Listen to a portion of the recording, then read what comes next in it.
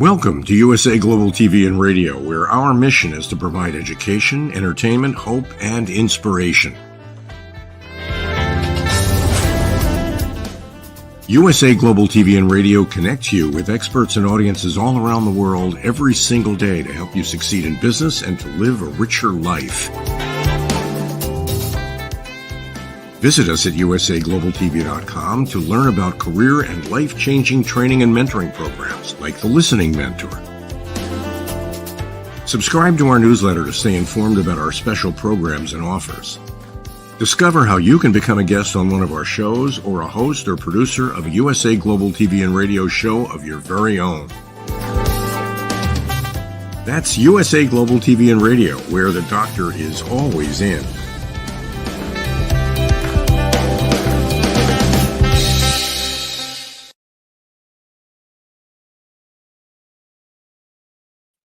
Good morning, good afternoon, good evening, and welcome home to USA Global TV and Radio, where we provide world-class education, inspiration, and hope. I'm Dr. Jacalyn Kerbeck, and it's my honor and privilege to be here today to host this show, Hot Topic. We are coming to you live from our studio here in Boca Raton, Florida, and we welcome people from all over the world to share their story. I'm super excited about our guest today because it turns out we already met in person and didn't even realize it till we were backstage. So it truly is a small world. Today, we're going to be talking about many topics, one of which is empowering women. We just had a show about the same topic just a little while ago today, authentic achievements. So joining me is an author, a philanthropist, an advocate for women empowerment, and also someone who is an entrepreneur and is going to tell us about her journey and her educational experience, which continues. She is a continuous learner, which is really exciting to me. I love that. So let's welcome, also joining us from Florida, what excitement, is a beautiful person. Come on out, Ms. Hollingsworth. Nice to have you with us today. Good morning. Good morning. Good morning, Dr. Jacalyn. I'm so privileged to be here. I feel so humbled to be on with you this morning. I want to say, though, I have to say this. I am definitely 100% Bahamian grown, authentic grown in the backyard of the Bahamas from West End, Grand Bahama. I see USA Global and I'm looking at all the beautiful flags that you've got there, but I don't see mine. So I'm going to challenge you right out the gate to somehow squeeze my little Bahamas flag. Tiny, tiny country, big, big, mighty presence, globally speaking. I'm gonna need us to get the flag up there, so that people can know we're going global with you. We're going global with you. But I love it. I'm happy to be here. I'm happy to talk. I'm here at your disposal. Let's have some conversations with Cherish. Let's have some conversations. Fantastic. And by the way, I love that. Thank you for that shout out about the Bahamas. I'm happy for us to add that flag. We actually have somebody who's been on our program a number of times. She's in the Bahamas and she's got Cafe Noel Channing. I'm not sure if you've ever been there. Oh, in the capital. Yeah, Loretta Thomas. She's great. She's in the Bahamas as well. So see. So yes, fabulous. Let's keep going global. That's what we do. We do, for sure. So we talked briefly backstage that we've already met in person, which is amazing, at an event, and you're very involved in the event as well. Before we get into that, tell us about, we see here Cherish the Day, which is your social media handle. Tell us about that. What is it? What does it stand for? So I grew up, I'm gonna tell a little bit of my age. I'm definitely an 80s baby. I grew up a fan of Sade. And everybody knows the Sade song, Cherish the Day, right? And then there's so many other references made to the song. I'm the last of 5 children. So my parents together, they have 5 kids. I have 4 older brothers, and then there's me. And so I came out with that name, and I've decided, after paying very close attention to my life's journey and kind of what that name represents, I've branded myself as someone who maximizes opportunities. So I've learned to make the most of every single situation. I've learned to build a level of resilience that allows me to turn lemons into lemonade, right? Through positive thinking, through shifting perspective. And I evolved into Cherish the Day as someone who just has learned to make the most out of every single day. So Cherish the Day is about waking up each day, appreciating the gift that we have, which is life, unwrapping that gift on a daily basis to get the most out of it. Because cherishing the day and maximizing the day is less about what the day has to offer to us and more about what we can offer to it. Brilliant. I love that. Thank you so much. One topic I'd really like to dive right into, we were talking about this on Authentic Achievements a little bit earlier. There's so much competition out there in the world. And as women, many times we either are really advocates for empowering one another, which you are, I am, but many times people are like, you know what, I'm not going to tell her what I'm doing. I'm not going to give her my secret or my information. I'm holding it tight like this, and no. So how is it that we break those patterns of behavior or change the mindset or the perspective and realize that there's enough to go around for all of us?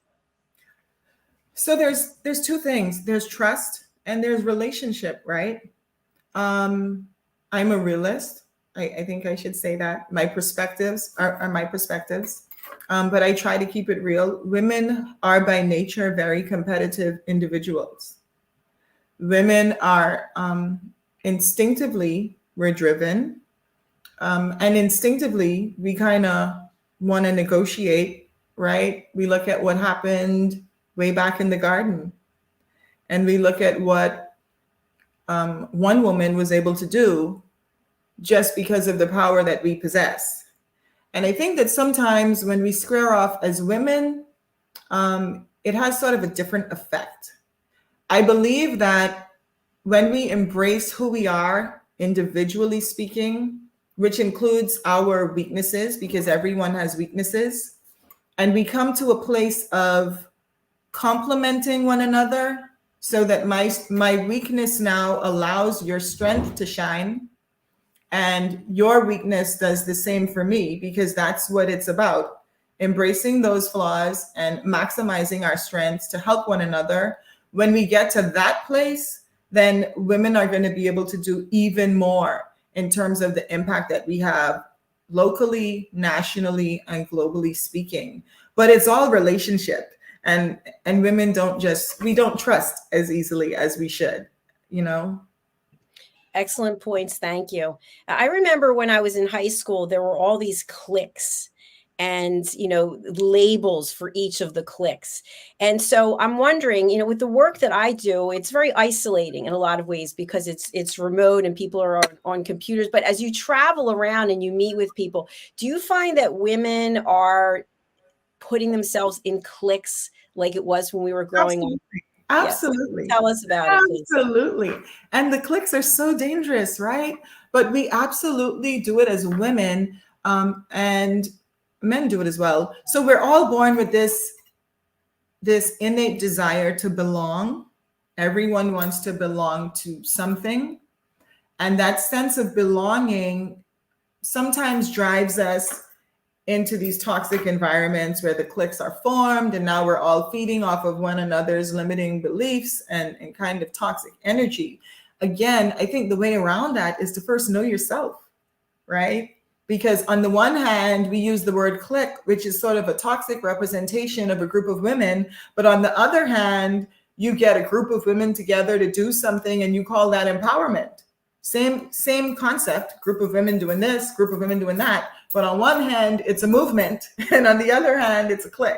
So we just have to be careful about the kind of energy that we're representing, the kind of energy we allow in our space, and then the kind of groups that we want to be involved in, because the cliques do exist. And I find them to be a limitation to progress that women can make, because when those cliques are formed, their sort of assignment is not really to lift other women. It's kind of to keep everyone out and within the clique to kind of achieve certain things within themselves, if that makes sense. It absolutely does. And I think this is a great place to bring in your educational journey, because you're highly educated. And as you continue to learn new things, you're able to share with women. So what would you say are some key things that you can share for female empowerment based on the journey, the educational journey that you're on? Based on my journey, I would have to say everything comes down to self-love. Everything comes down to self-worth. Everything comes down to resilience. So I'm gonna be transparent with you. Give me just one quick second.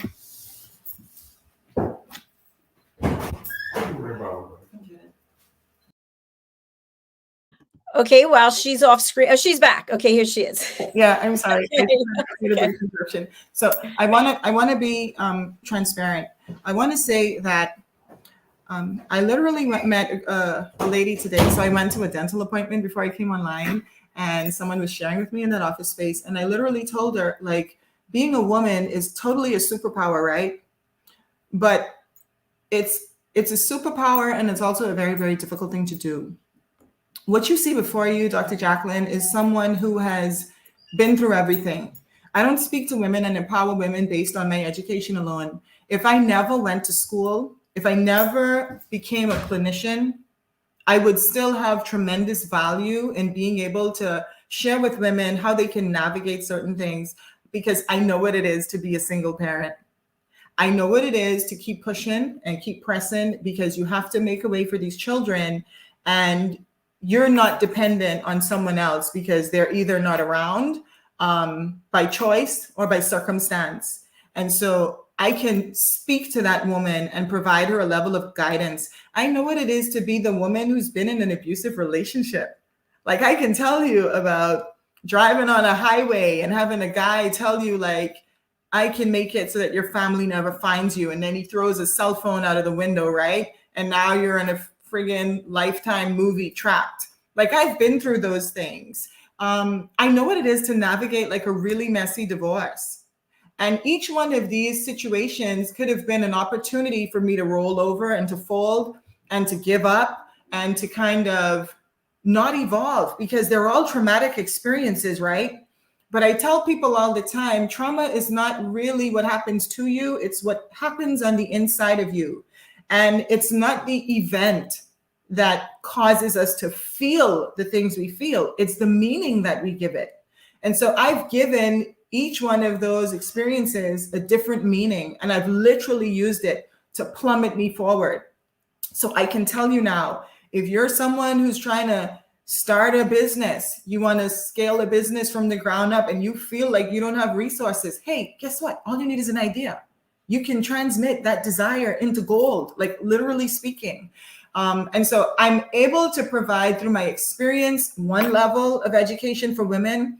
And then I went to school and did the sensible thing. I got the professional backing, right? Clinical and mental health. So there's so many dimensions to who I am. And there's so much that I want to do to help women and to share with women. And in your initial, I think it was the video you showed at the beginning, I heard you use that word hope. As a matter of fact, I don't think it was the video. I think it was you. The word hope was tied in there in one of your mission statements. And that is something that I live by. I literally call myself a hope dealer. What does that mean? I spread this message of healing, which is the first thing that women have to do. Healing that then positions you to take advantage of opportunities, right? These opportunities then enable us to walk and to fulfill purpose, and then we're able to empower others. And so I literally use that HOPE acronym all the time. I'm also the founder of the HOPE Foundation, which is largely linked to some of the things that you do, very closely aligned with this message of global empowerment for all people, but for women specifically and very heavily. So that's a lot of words, but it is what it is. I love that you shared that you're a hope dealer. I've never heard that before. That's brilliant. A question I have for you is, with everything that you've accomplished and you continue to accomplish, have you found that certain people, certain circles that you were involved in maybe have gone by the wayside because you're perceived as a threat to some people because you continue to evolve and grow? Yes, absolutely. I've lost many friends. I've lost a lot of social connections. I am not in the business of making an apology for who I am, and I want to be clear about that. When you feel the need to walk away, that's on you. It is not my responsibility to take on your insecurities. It's my job to shine. It's my job to go out there and create opportunities for myself, in order to position myself for success and my children for a sustainable future. Because a part of what I am mandated to do, I am a Bible believer. I am obligated to leave an inheritance for my children. And I don't have time to waste with people that are intimidated, and they are, or people that will choose to walk away. When you walk away, the message is clear. You're not a part of the journey. You're not supposed to be a part of the journey, because those who are connected to me will remain. Those who are supposed to be there will remain. So, but I've experienced it. They walk away. It's fine. We keep shining. There's enough shine to go around.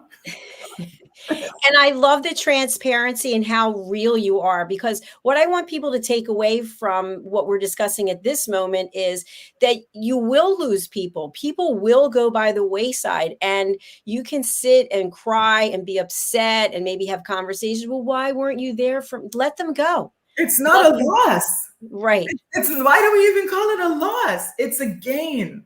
The people that are there for the season, they're only there for this season. And so again, it's not what happens, it's the meaning we give it. It feels like a loss when you call it a loss. When my husband left me, that was a win. Like, you know what I mean? It was a win. I didn't feel that way all the time. There were many days when I felt like it was a loss. And then I had to, slap myself up in the mirror and say, hey, it's time for you to practice some of what you preach. It's definitely a win. Get gone and let me be on about the business of education, women empowerment, trying to spread a kingdom message, because I need people to know that my faith is my everything. And without it, without God, I would be nothing. And like I said, it's no more losses. Let them walk away. It's a win. This message is for every woman that has ever had anyone to walk away from them. Sweet girl, you want to win inside. All right, it's a win. I totally agree with what you're saying. And Cherish, what I'm also thinking is, one thing that gets in my way that I've really had to work on is keeping my emotions in check. When something happens and it's not the way I wanted it to be, I can feel it starting to bubble up inside, and it's like, what am I going to do? It's like, take the emotion and go ahead and check it. And I've gotten feedback from people, you're very masculine, you're very direct, I guess I am. Yes, I guess I am. There's still a soft side of me, but at the same time, I have things I want to get accomplished. And if I let the emotion consistently rule me, I'm not going to be able to get to where I need to go. What are your thoughts about emotions and keeping them in check? We have to keep our emotions in check. Women are highly emotional beings. I am not someone that has always, while I'm on the side of women empowerment, I've always been very cautious to women in leadership roles because I know how emotional we can be. And sometimes our emotions inform some of the decisions that we make on a very important level where we really should not be allowing that to happen. So I would say to you, continue to be strong, continue to square your shoulders. It is not your job to allow everyone to see you in that vulnerable state. It's not your job to allow everyone to see you in an emotional state. Yes, you can be soft. Yes, you can be beautiful. Yes, you can be sexy. But when you walk into a room and you're conducting business, you have the right to square your shoulders. And that's just it, you know. But leaving your emotions out of it is key. I would have in the past had to endure certain consequences because there have been times in my younger self, right? I talk like an old person. There have been times in my younger days when I allowed my emotions to kind of take over, but self-control is a fruit of the spirit. When you master the art of self-control, then you control the energy. And so I think that's really key. Self-control, keeping your emotions out of it, because cognitively speaking, once you get emotional, you can't even make rational decisions anymore, right? It's so true. It's so true. And I'd love to just expand on this because I think this is an interesting topic.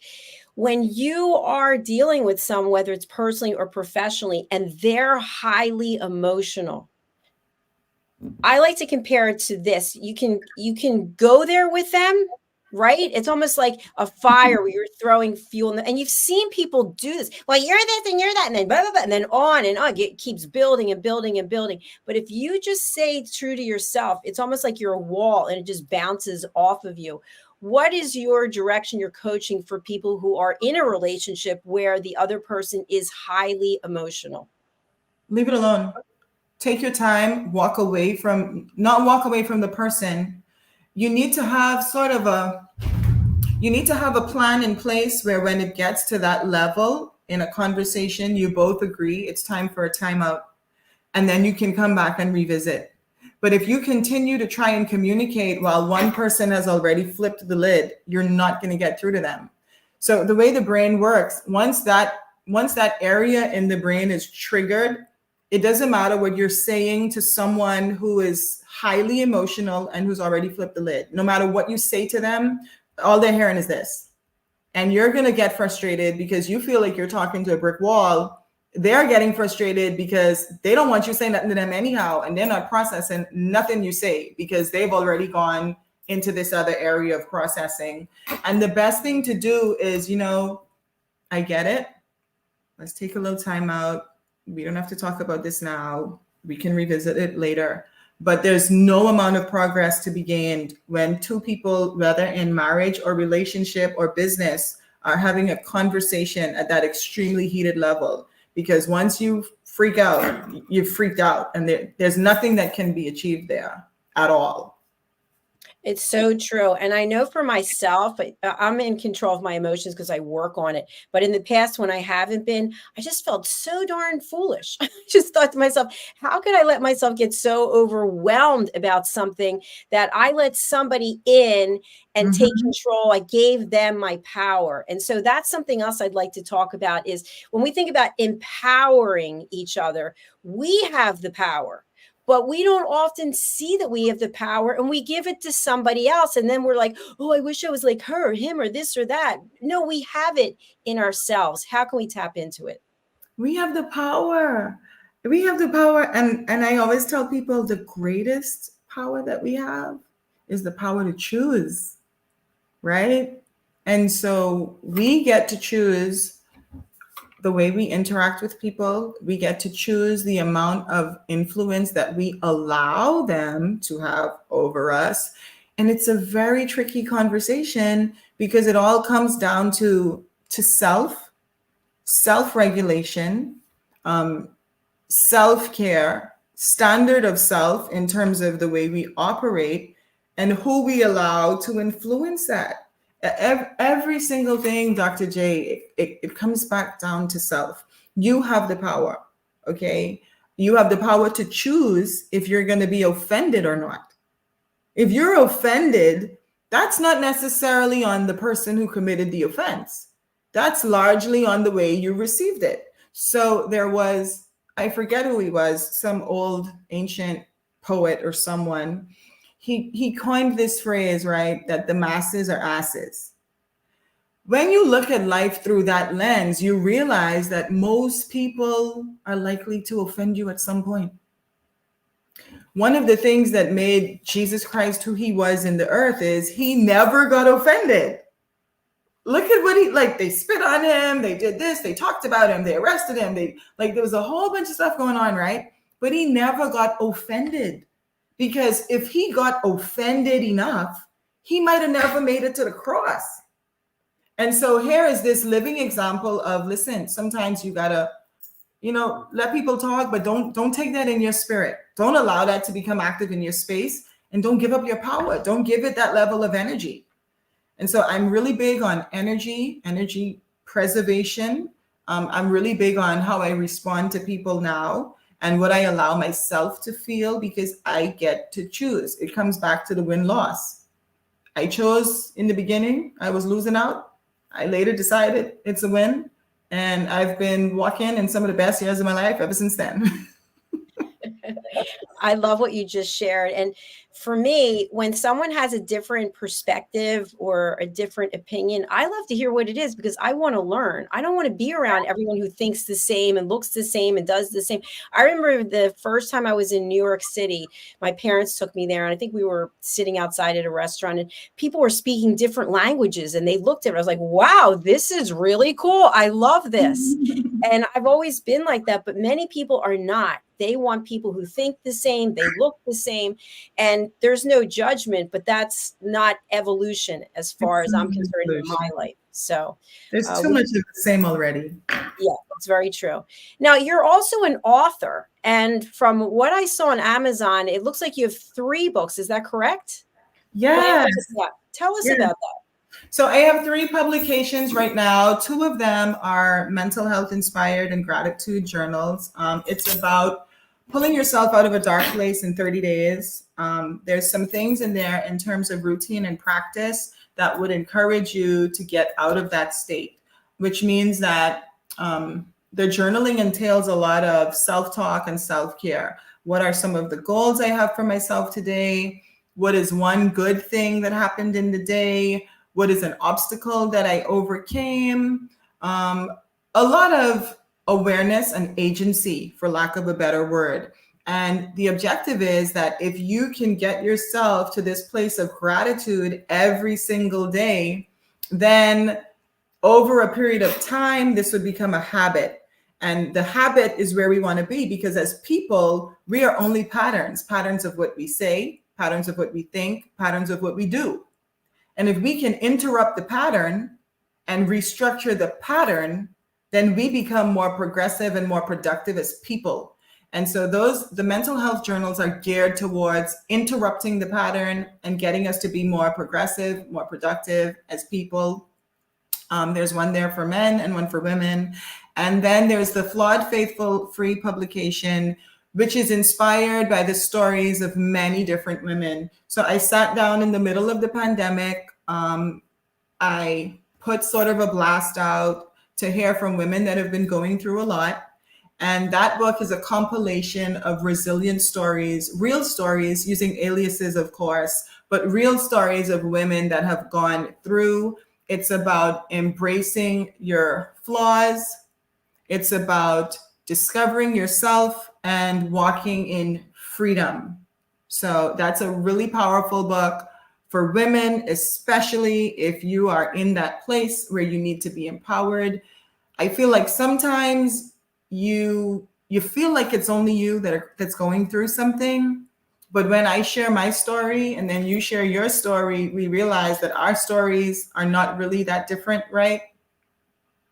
And then that in itself becomes very empowering and very encouraging. So Absolutely. And for those who are listening on one of the audio platforms, we're actually showing on Amazon here the 3 publications that you can go ahead and order on Amazon. So please go ahead and do that. Okay. yes, Thank you. Thank you. thank you so much. So I have a question for you about the journaling, because I've always wondered this. Some people will say, write it down and then rip it up. Write it down and shred it. What do you think is the value to writing it down and keeping it? So there are 2 things. There are 2 levels of writing, right? When you want to write something down in terms of progress, that takes on more of the attitude of I'm writing down the vision, I'm making it plain because I want to achieve this. So there's a level of writing that would include vision boards, goal setting, prayer boards, things that you would put in front of you on your wall, on your mirror, on your refrigerator to keep you accountable. I do a lot of writing. If I took you into my bedroom, you would see tons of things on my wall. And then there's a level of writing that's associated with release. And these are the things that you don't tell people. You may not be comfortable sharing in a safe space, but these are the things that you need to let go. And there's significant value to be placed on that level of symbolism, because that is where you use action to kind of rid your space of these toxic memories, these limiting beliefs, things that you want out of your life. And I've seen this in, I think it was many years ago, I've even seen it in I want to say in the Fireproof series, where they encouraged couples to do this thing as well, sort of a write down everything that offends and everything that, whatever, and then you light it on fire or you tear it up. The symbolism behind that is just forgiveness and letting go, because you can't open your hands to receive what's coming if in that same hand you're holding on to everything that has let you down and everything that has become a barrier to your progress. So it's sort of a one hand, but there's value in both. There's a value in both. I've done it before. Wrote some stuff down, shredded them. Absolutely. So we have choice, basically. Always choice. And Always. something that you just mentioned, I just want to touch on also, because I've coached a number of people, I've interviewed a number of people, and something that I found, especially with women, I don't know why specifically, but we hold on to something from years ago. And then when we get upset, I have to throw it in your face that 15 years ago, you this, you that, you. So toxic. Tell us more. It's so toxic, right? But how do you tell a woman not to hold on to something who carries a baby for like a whole year? Wow, it's so toxic. But women have to learn to let it go, Dr. J. We have to learn to let it go. That is a toxic female trait that we have to learn to manage. There's no real forgiveness if you consistently have to bring it up. And it's weird because I always tell people a woman can hold something for a really, really long time. And then you will do something today and you will wonder why she reacted that way. Like she blew it out of proportion. When in reality, in her mind, she is not even mad at what you just did. She's still mad over what you did, like way back then. And we have to learn to control that. I think that limits us in our relationships with one another. I think that's one of the reasons we can't lift each other up the way we should and empower each other the way we should. We have to accept that people are people and stop holding it to the death of them just because somebody hurt you. People are going to hurt you. People are going to let you down. Stop allowing it to inhibit your progress and stop allowing it to cause you to burn bridges that you may need down the line. Now, I'm not saying to be friends with everyone and, to allow people access to you, to hurt you over and over again. But I'm saying use wisdom. If you forgive, move on. If you're going to keep them in your life, keep them in your life. If you're going to cut them off, cut them off. But you can't keep looking back in the rearview mirror 15 years ago, because that's not progress. It's just not progress. We have to learn how to not do that. Absolutely agreed. And something else I think is really important is when someone shows you who they are, believe them. Believe them. Believe That's them. who And they stop are. trying to change them. I mean, we think, oh, he's going to change. She's going to. No, we can't even change ourselves. We're going to change someone else. Thank you. That's it. That's it. We just believe them. When they show you who they are, we have to believe them. I agree with you 1,000%. All right, you've got two of us saying there it is. When they show you who they are, then believe them. So you also do a lot of work as a philanthropist, which is fantastic. Tell us the value in your life by giving and helping others. How's it changed you or enhanced you, or whatever word you would use to describe? So a lot of people don't know this about me, or maybe they do. I've always had a heart to give. I grew up, like I said, in a very large family. I watched my parents sacrifice on end to make ends meet, but also to provide my brothers and I with the best level of education. But it wasn't because they had so much money back then. It was because they literally sacrificed everything. Sometimes as a young child in elementary school, I would watch my parents to pay the big fee of private school education for 5 kids. They would make that sacrifice on the one end, but then on the other end of that same coin, we were all in a private school with like $2 a day trying to get lunch. There was times maybe up until the 7th grade, I had like 2 jumpers for school. Sometimes in a school year, I had 1 because like they had 5 sets of uniforms to buy. It wasn't just me. Me and my brothers are all 1 year apart. My parents were having a lot of fun back in the day. But I saw that struggle. And I appreciated so much the level of sacrifice, because even though they didn't have, they made sure that every single year we were in a private school. Every year we did the family vacations. Every year we did the Christmas vacations. I don't know where they got all the money from to do all these things, except they sacrificed. And I always knew that I wanted to be able to help people, because I know what it is to like not have. And when I established the foundation, it was on this basis of providing younger people with some of the opportunities. So I was a Division I athlete. I went to school on a track and field scholarship that was 100% paid. If I was not able to go to school on that full athletic scholarship at the time, I would not have been able to go to school at all, because my parents were tapped out. They paid out of pocket for the first 2 children, and I'm like number 5. Let's be real. That puts me at the bottom in the line. So there were things that I had to purpose in my heart to achieve. And through those experiences, I always knew that I wanted to give back, because I didn't want the generation after me running barefoot on a grass track. I wanted that generation to have like shoes and facilities. And so a lot of what I feel in my heart to do back home and even internationally speaking is just driven by some of those experiences, right? I would go now and I would have girl camps every year. They would be free to the children. It's very difficult sometimes to get the funding for those projects that I want to roll out, because again, people are in competition with you and people are toxic. So they don't see the value in what you do. And if it's something that you really believe in, you have to go into your pocket to make it happen. So a lot of times I just go into my pocket, I carry the resources for like 100 girls, and I spend time on the ground with them. We share, we talk, we play lots of volleyball. I've learned how to integrate levels of sports into my outreach, and so the sports is kind of what draws them in, but then we get to have some really good conversations and some really good mentorship sessions. And that's what I'm about, because I see what these children can be with guidance, and I see what they can be when they're left to fall in the crack.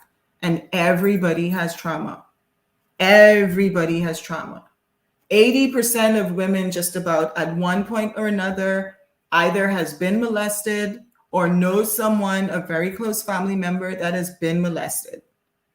The statistics will show you a large percentage of women, out of every 5, at least 3 of them have been involved in some sort of domestic violence. Like, women have trauma. I don't want to say it like that, but we go through these demeaning experiences.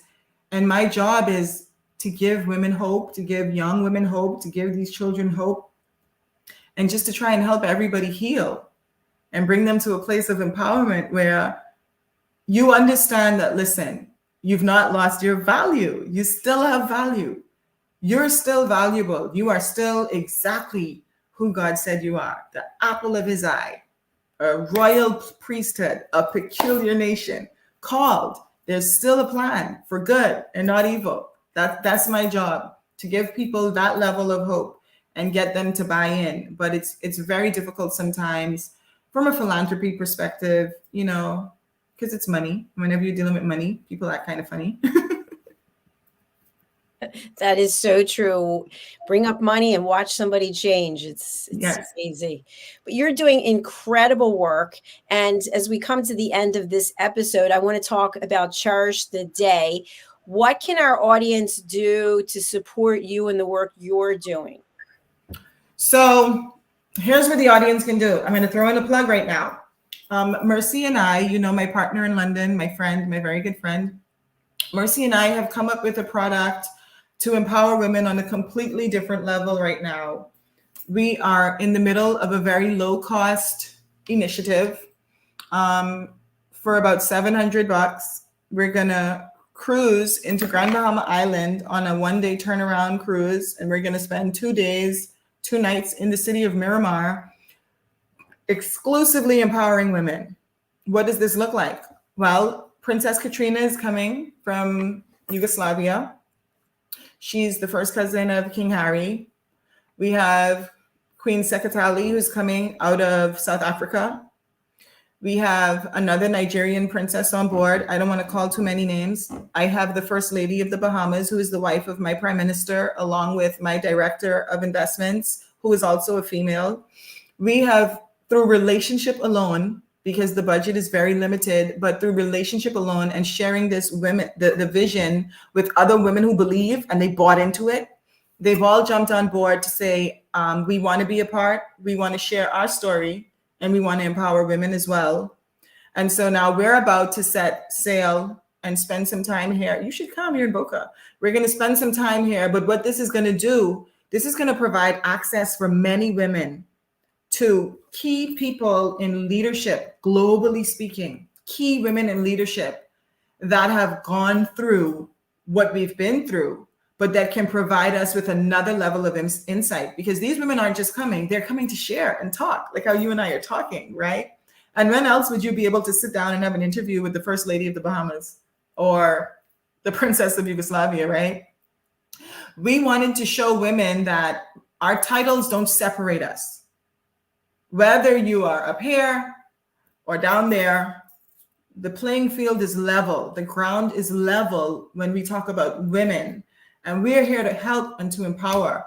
And so this is what we have going on right now. Mercy and I want to get as many women as we can on board that ship. There's going to be lots of education on advocacy for women, access to resources for those women who are struggling to get businesses off the ground, healing, mental health, integrated approach to wellness and well-being, a little bit of talk in there about faith. There'll be some fun stuff. There'll be like a royal tea party and a gala event. We're hoping to tie in at the end. We're going to expose them to Bahamian culture. We're going to expose them to the culture here in Miramar. We're partnering with the commissioner and some of what they have going on the ground, because they're like you. They're really inclusive in terms of global perspective and economic development. But this is an opportunity unlike any other. It is truly an opportunity unlike any other.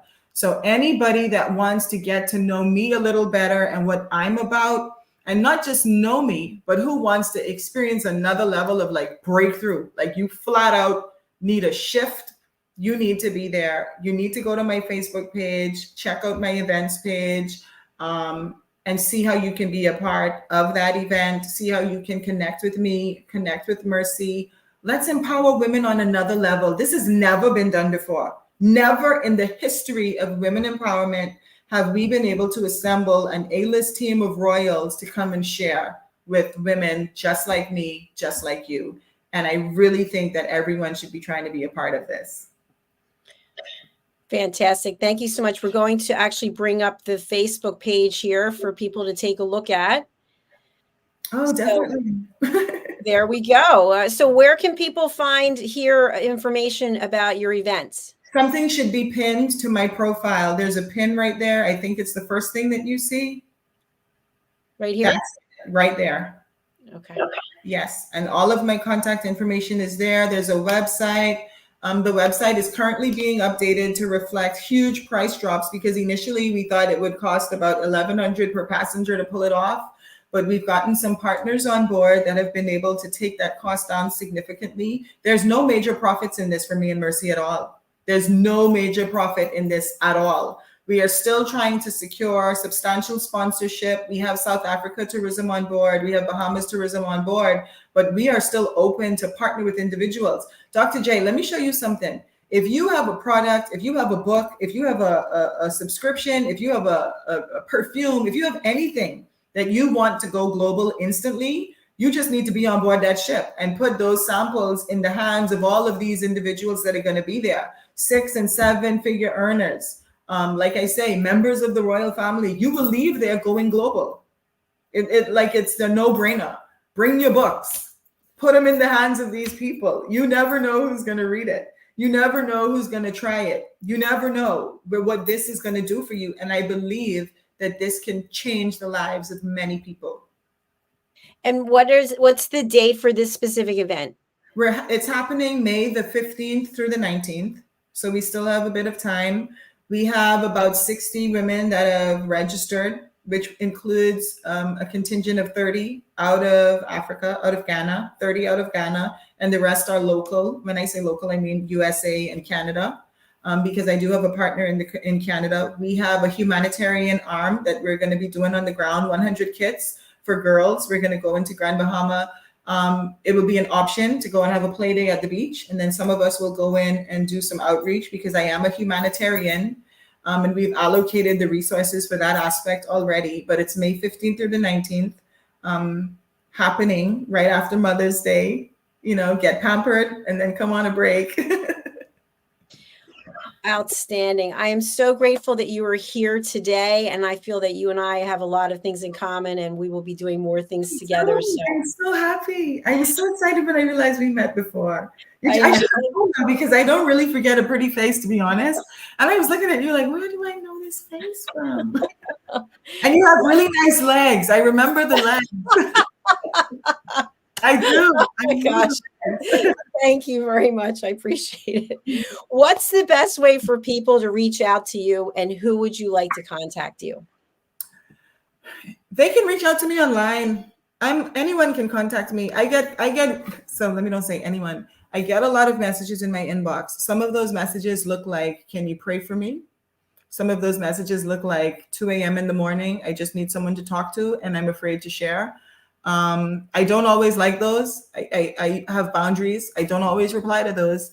And then some of those look like, I really want to connect. Can I give you a call? Sometimes I'll set up a call through social media platforms. But there's my contact information. I have a business line on there. If you shoot me a message and let me know what it's in regards to, I use my discernment, I use my power to choose.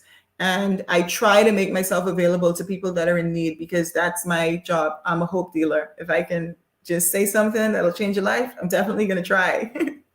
The first and only hope dealer we've ever had here. So thank you so much for being with us today. And you're a hope dealer. I've never put it like that, though, in that packaging. I love it. I love it. Yes. But I hope you'll come back and see us again soon. Yes. And I look forward to reaching out to you off the air. Yeah, I had lots of fun. Thank you so much, Dr. J. Thank you so much. See you again soon. Thank you, guys. Bye-bye. Thank you, everyone, for being here, whether you're watching on the live or the replay or you're listening on one of our platforms. We continue to expand. We are moving on to Roku as well as all the places that we're streaming right now. I would encourage you to go over to our YouTube channel, which is USA Global TV and Radio, and subscribe. We have typically 35 live broadcasts each week. And if you would like to be a guest on any of our shows, let me put up our banner here. You can go over to USAGLOBALTV.com and book your session. Of course, I don't have the banner here, but you can also subscribe to our channel. There it is, USA Global TV and Radio, and we'd love to support you and your work. So thank you. We're going to go over to our sponsors right now who are extremely important. We wouldn't be able to be here without them. So thank you for joining us, and please take a look and a listen to our sponsors. Bye for now. Hi, my name is Zane Carson Caruth, and I'm the author of this book, The World's First Tooth Fairy Ever.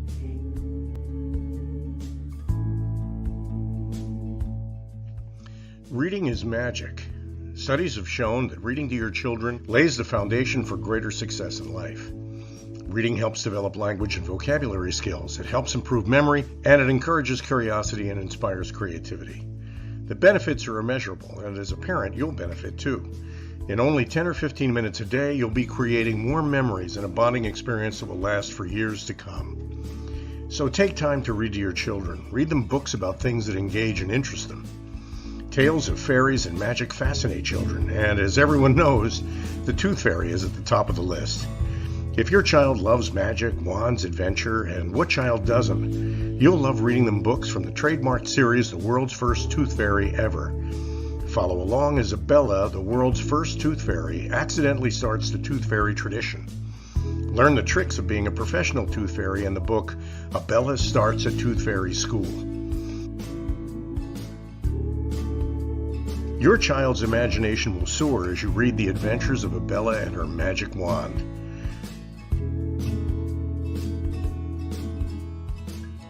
These wonderful books are available at worldsfirsttoothfairy.com. and at Amazon, Barnes & Noble, and Walmart.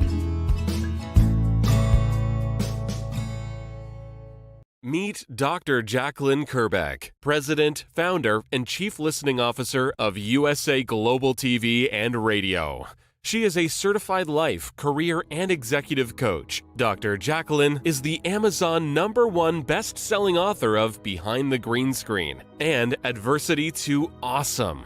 As the listening mentor, she teaches children and their families how to listen at an elevated level through the book series titled The Amazing Adventures of Lady Ella, the Listening Mentor.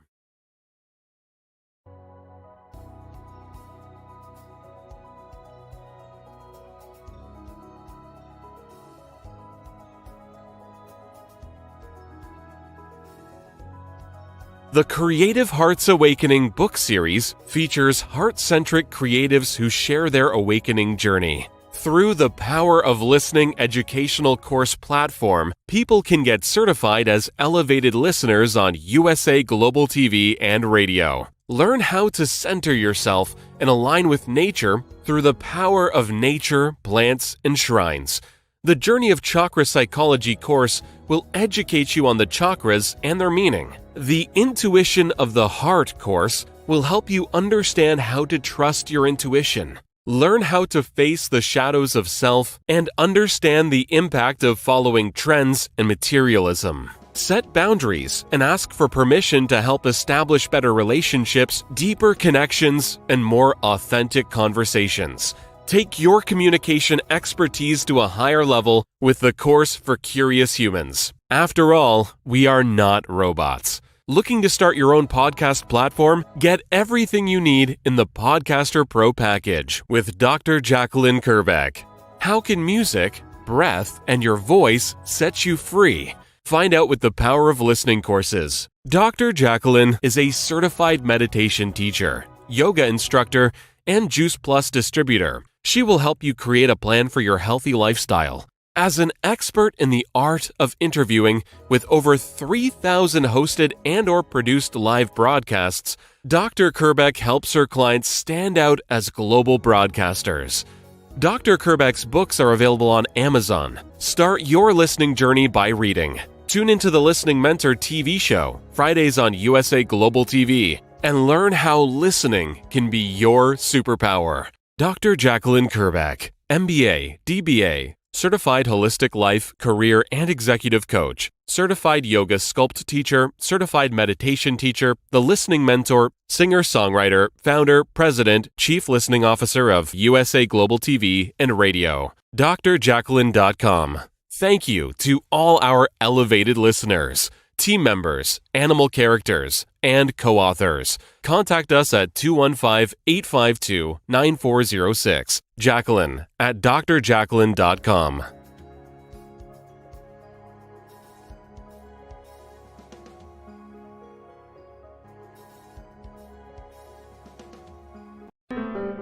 Hello, boys and girls, and welcome to Story Garden. Your host, Diane Boehm. I'm so happy to have you here today.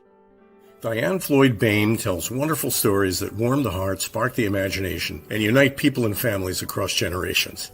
For children, Diane's Harry the Camel connects with all of us who've ever wondered how different our lives might have been if only we'd been born something better, like a wonderful horse instead of an ordinary camel. In the end, we all learn along with Harry that there's nothing better than just being yourself. Diane's Little Girl in the Moon looks down on earthbound children and wonders if they know she's just like them.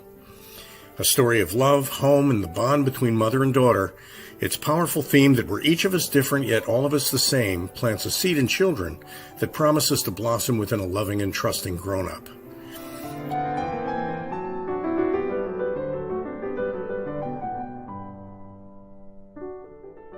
Diane's new biography, Rise, recounts the experiences of her grandmother, Ruby, to reveal the hidden strength of the human spirit.